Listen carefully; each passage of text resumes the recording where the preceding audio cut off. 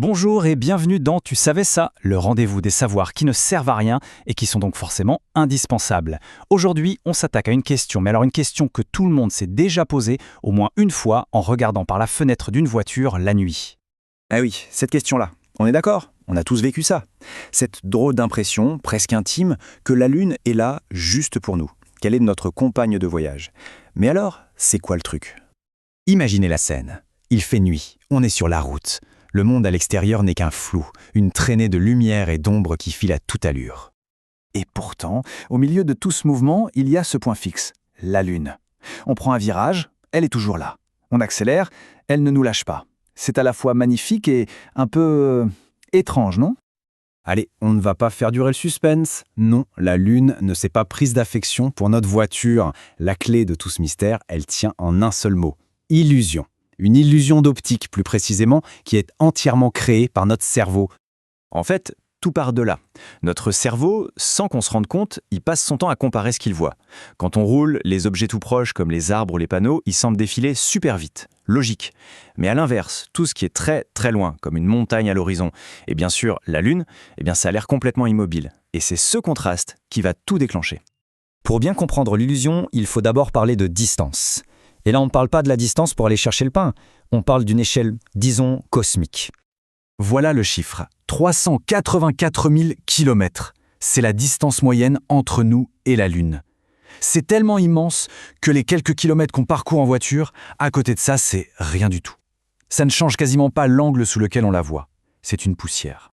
On peut faire une petite expérience toute simple pour voir ça.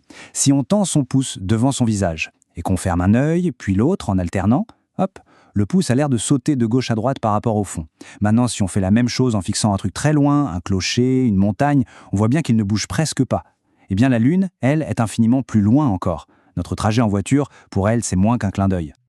Ok, on a vu la partie physique. Maintenant, on passe à la partie la plus intéressante, ce qui se passe dans notre tête. Parce que le vrai tour de magie, il est là. Il faut savoir un truc sur notre cerveau, ce n'est pas juste une caméra qui enregistre, c'est un interprète. Il essaye constamment de donner un sens à ce qu'il voit. Et par-dessus tout, il a horreur du désordre, des informations qui ne collent pas ensemble. Alors voilà le petit raisonnement qu'il se fait en une fraction de seconde. D'un côté, il voit le décor qui file à toute allure. De l'autre, il voit la Lune qui, elle, reste parfaitement fixe dans notre champ de vision. Pour lui, c'est un bug, ça ne va pas. Alors, pour que tout redevienne logique, il trouve une solution. Si le décor bouge et que la Lune reste au même endroit par rapport à moi, c'est donc que la Lune bouge avec moi. Et voilà, l'illusion est créée. Et ce phénomène est encore plus flagrant la nuit. Pourquoi? Tout simplement parce que dans le noir, on a beaucoup moins de repères visuels. Plus de maisons, plus d'arbres au milieu. La Lune devient le seul point de référence, stable et lumineux. Du coup, notre cerveau s'y accroche encore plus, ce qui renforce cette impression qu'elle nous accompagne. Mais la Lune n'est pas la seule à nous jouer ce tour. En réalité, ce principe s'applique à n'importe quel objet qui est assez loin pour que notre propre déplacement semble insignifiant par rapport à lui.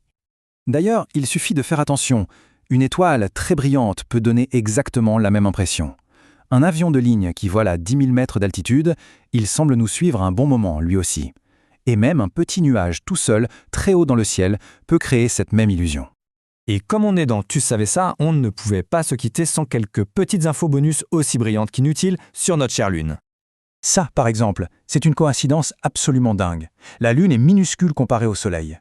Mais par un hasard cosmique incroyable, elle est aussi 400 fois plus proche de nous. Résultat, vu de la Terre, les deux ont l'air d'avoir exactement la même taille. C'est grâce à ça qu'on a des éclipses solaires parfaites. Et un petit rappel qui ne fait jamais de mal, la Lune, ce n'est pas une grosse ampoule. Non, c'est un gros caillou qui se contente de réfléchir la lumière du Soleil. Toute sa poésie, en fait, c'est un reflet. Donc, pour tout résumer, quand la Lune a l'air de nous suivre en voiture, ce qu'on expérimente, c'est une illusion de mouvement relatif. C'est simplement le résultat d'un mélange entre une distance astronomique et un cerveau humain qui essaie de mettre de l'ordre dans tout ça. Voilà, c'est tout pour cette fois.